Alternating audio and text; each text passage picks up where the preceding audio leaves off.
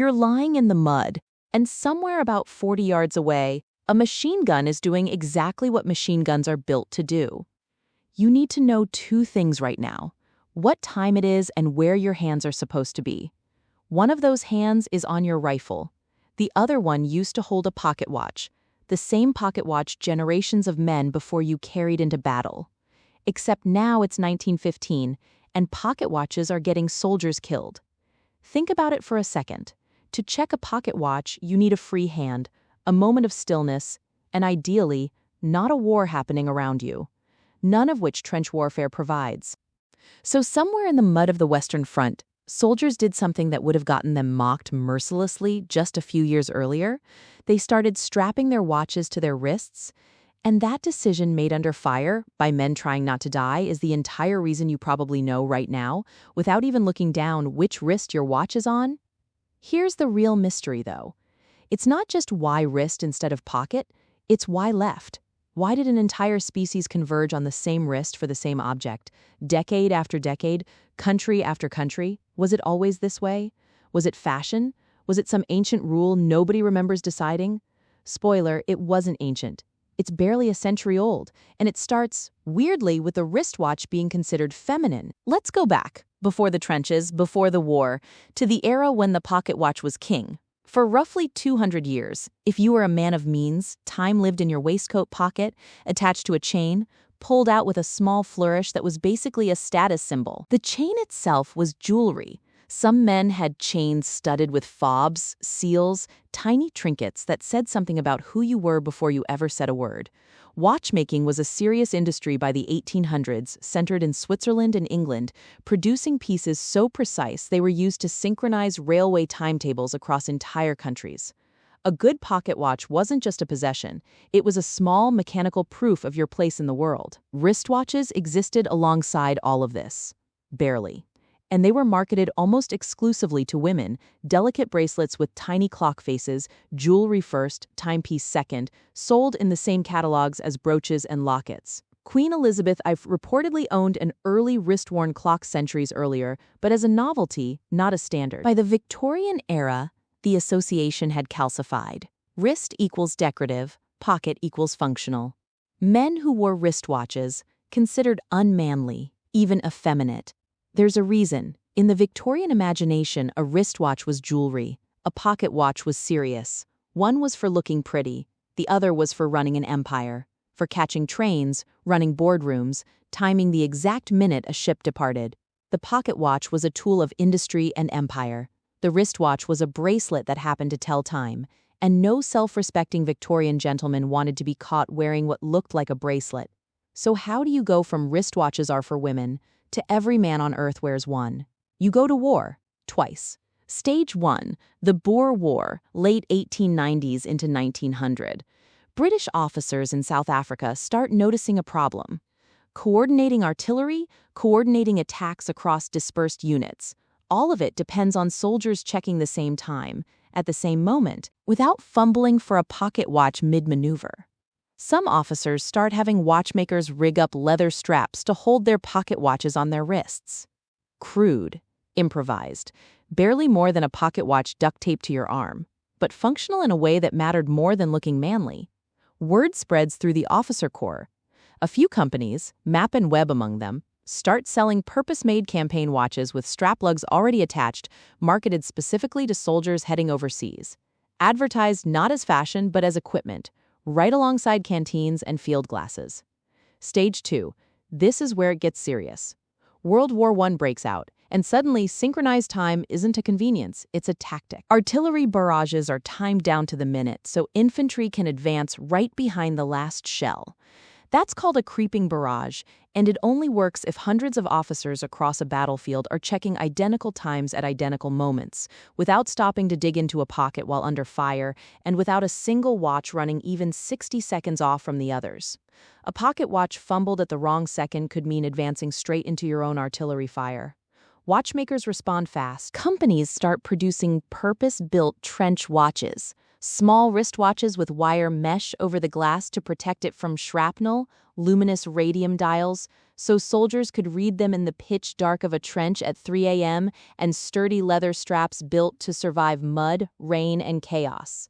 Some had hinged metal grills welded directly over the crystal, nicknamed shrapnel guards, because a cracked watch face at the wrong moment could mean missing a synchronized advance entirely. These weren't fashion accessories. They were military equipment, no different than a compass or a canteen. Officers were sometimes issued them directly enlisted men, bought their own mail-ordered from home because owning one had stopped being optional and started being expected.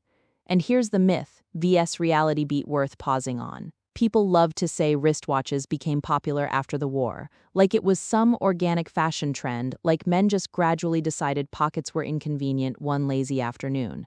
It wasn't organic at all. It was hundreds of thousands of men coming home having worn a functional wristwatch every single day for years, in the most high-stakes context imaginable. Once you've relied on something to keep you and your unit alive, is it manly? Stops being a real question. The stigma didn't fade gradually, it got overwritten almost overnight by necessity, and it never really came back. Now a second thread braids into this one: aviation. Around the same period, pioneering aviators like Alberto Santos Dumont faced their own version of the pocket watch problem. You cannot fly a plane, keep both hands on the controls, and dig through your jacket for the time simultaneously, especially not while trying to break a distance record. Santos Dumont complained about this to his friend, a jeweler named Louis Cartier. Cartier built him a flat rectangular watch with a leather strap, designed specifically to be glanced at mid-flight without letting go of the controls. That watch became one of the first purpose-built men's wristwatches sold commercially, years before the trenches made it universal. And it's still sold today under the same name. The Cartier Santos Aviation kept needing this trick long after Santos Dumont. Pilots in both world wars relied on wrist-worn chronographs to time fuel burn, navigation legs, and bombing runs, reinforcing the exact same hands-free timekeeping logic that trench soldiers had already discovered independently. So by the time World War I ends, you've got two separate high-stakes worlds: infantry and aviation, both independently arriving at the same solution. Strap the clock to your wrist, free both hands, keep moving.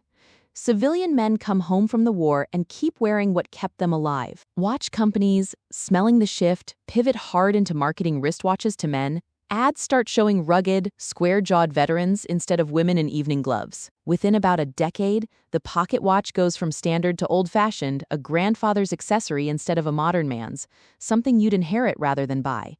By the time World War II rolled around, the wristwatch wasn't just accepted, it was standard issue, and pocket watches had become a genuine rarity outside of formal wear and heirlooms. Which finally brings us to the actual left wrist question. Here's the mechanism.